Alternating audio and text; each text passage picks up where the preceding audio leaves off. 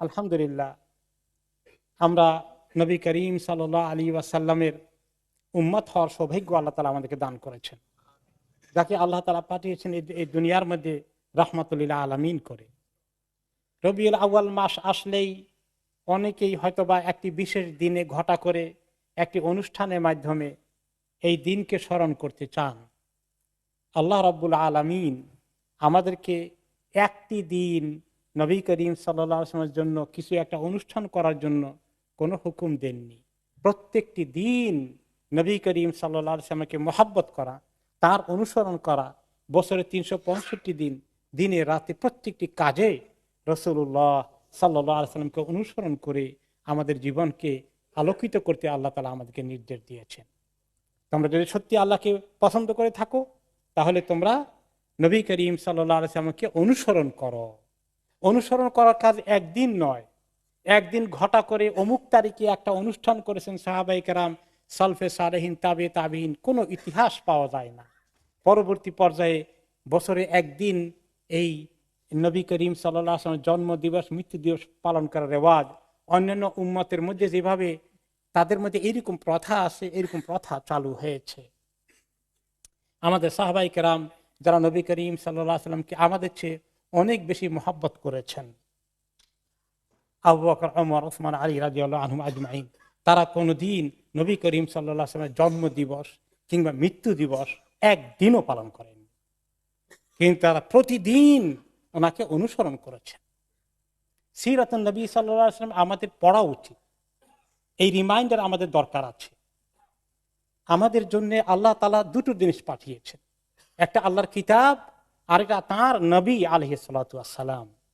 শুধু কিতাব যদি একটা পাঠিয়ে দিতেন আল্লাহ তাআলা, তাহলে এই কিতাবকে কেমনে অনুসরণ করতে হবে কোনো জীবন্ত এক্সাম্পল আমাদের কাছে থাকতো না। আল্লাহ রাব্বুল আলামিন এই কিতাবের শিক্ষক যিনি হবেন, তাকে পাঠিয়েছেন আমাদের জন্য অনুকরণীয় আদর্শ দৃষ্টান্ত হিসাবে, উসওয়াতুন হাসানা করে পাঠিয়েছেন। আলহামদুলিল্লাহ, এই নবী করিম সাল্লাল্লাহু আলাইহি ওয়াসাল্লামকে তার মহব্বত থেকে ঈমান এক নম্বর জিনিস, ২ নম্বর তাকে মহব্বত করা, ৩ নম্বর তাকে অনুসরণ করা। এই ৩টি জিনিস আমাদেরকে পালন করতে হবে।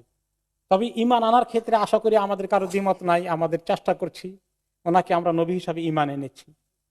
২ নম্বর হচ্ছে কতটুকু মহব্বত করি। হাদিসে কি এসেছে যে যতক্ষণ পর্যন্ত না আমি তোমার কাছে তোমার পিতা মাতা ছেলে মেয়ে সব থেকে বেশি মহব্বতে না হব, ততক্ষণ তোমরা পূর্ণাঙ্গ মুমিন হতে পারবে না। কিন্তু আমাদের দিলে তো অনেকের মহব্বত অনেক বেশি হয়ে আছে। যদিও নবী করিম সাল্লাল্লাহু আলাইহি ওয়াসাল্লামের সম্মান অনেক করি, কিন্তু অন্তর থেকে মহব্বত সবচেয়ে বেশি ওনার জন্য কতটুকুন অর্জন হয়েছে, এটা আমাদের চিন্তার বিষয়। ওনাকে যদি সবচেয়ে বেশি মহব্বত না করতে পারি, তাহলে কিন্তু আমাদের ঈমান দুর্বলই থেকে যাবে।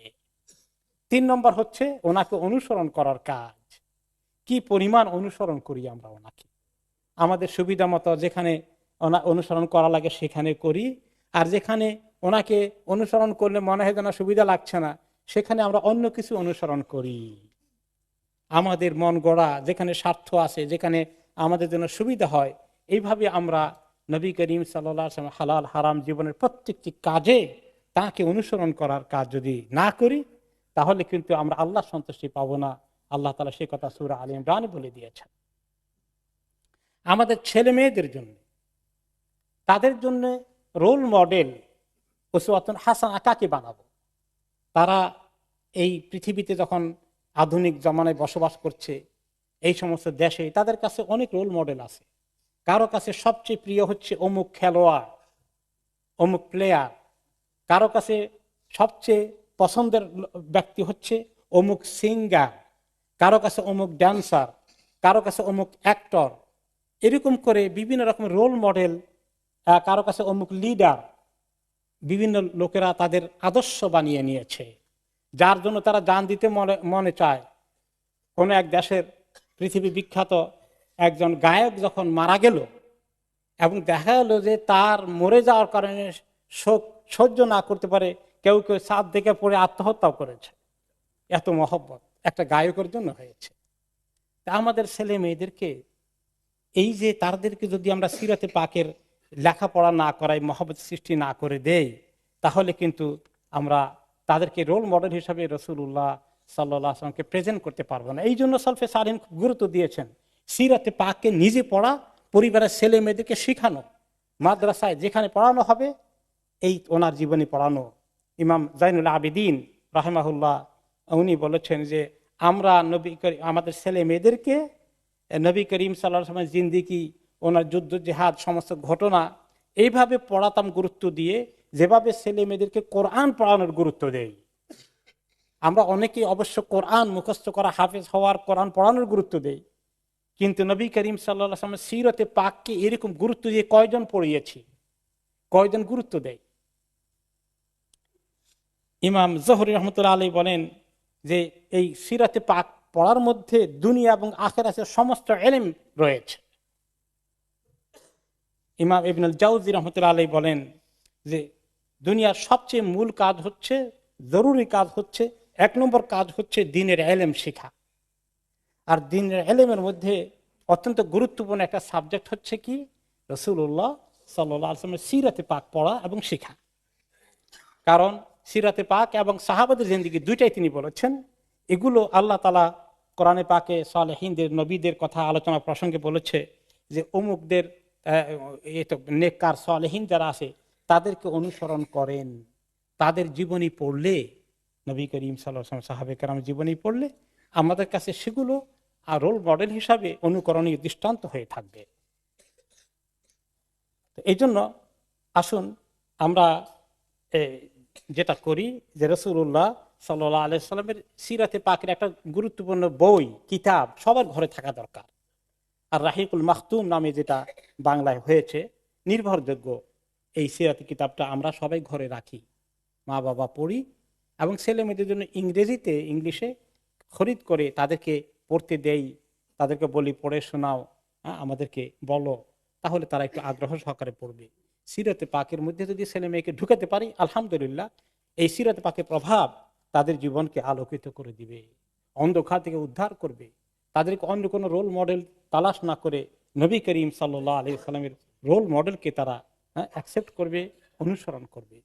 আর এটাই হচ্ছে আমাদের সত্যিকার মহব্বত। আর বছরে একদিন পালন করা, কিছু হালুয়া রুটি খাওয়া, জিলাপি বিতরণ করা, এগুলোর ফাংশন যেগুলো সমাজে চালু হয়েছে, এগুলোর সঙ্গে নবী করিম সাল্লাল্লাহু আলাইহি ওয়াসাল্লামের কোনো শিক্ষার কোনো সম্পর্ক নাই। সাহাবায়ে কেরাম, সালফে সালিহিন, আইম্মা মুজতাহিদিন কোনোদিন এই কাজ করেননি। এগুলোকে ঘটা করে পালন করা বরঞ্চ উলামায়ে কেরামের দৃষ্টিতে সুস্পষ্ট বিদআত, যেটা সাহাবায়ে কেরাম তাবিন করেননি, এরকম কিছু করা আমাদের জন্য ঠিক নয়। আল্লাহ রাব্বুল আলামিন আমাদের দিলের মধ্যে নবী করিম সাল্লাল্লাহু আলাইহি ওয়াসাল্লামের সিরাত পাকের মহব্বতকে মজবুত করে দিন। আমরা এই উদ্দেশ্যেই গত প্রায় মাসখানিক থেকে আমাদের এখানে সিরাতুন নবীর বাংলা আলোচনা শুরু হয়েছে। আপনারা জানেন প্রতি বৃহস্পতিবারে ঈশা নামাজের পরে সিরাতুন নবীর আলোচনা শুরু হয়েছে। ওনার জন্মের পূর্বের ইতিহাসগুলো শেষ করে আমরা ওখানে ওনার জন্মের দিকে গিয়েছি, গতকালকে হয়েছে। আগামী সপ্তাহে ইনশাআল্লাহ প্রতি বৃহস্পতিবার ঈশার পরে আসুন আমরা সিরাতুন নবীর মাহফিলে অংশগ্রহণ করি এবং আমরা নিজেরা জানার চেষ্টা করি এবং বাড়িতে গিয়ে ছেলে মেয়েদের সঙ্গে সেগুলো আলোচনা করে ওনার জীবনের সুন্দর সুন্দর দৃষ্টান্তগুলো যেন আমাদের ছেলে মেয়েদের জন্য অনুকরণীয় দৃষ্টান্ত হয়ে যায়। আল্লাহ তাআলা আমাদেরকে তৌফিক দান করুন, আমিন। বারাকাল্লাহু ফিক।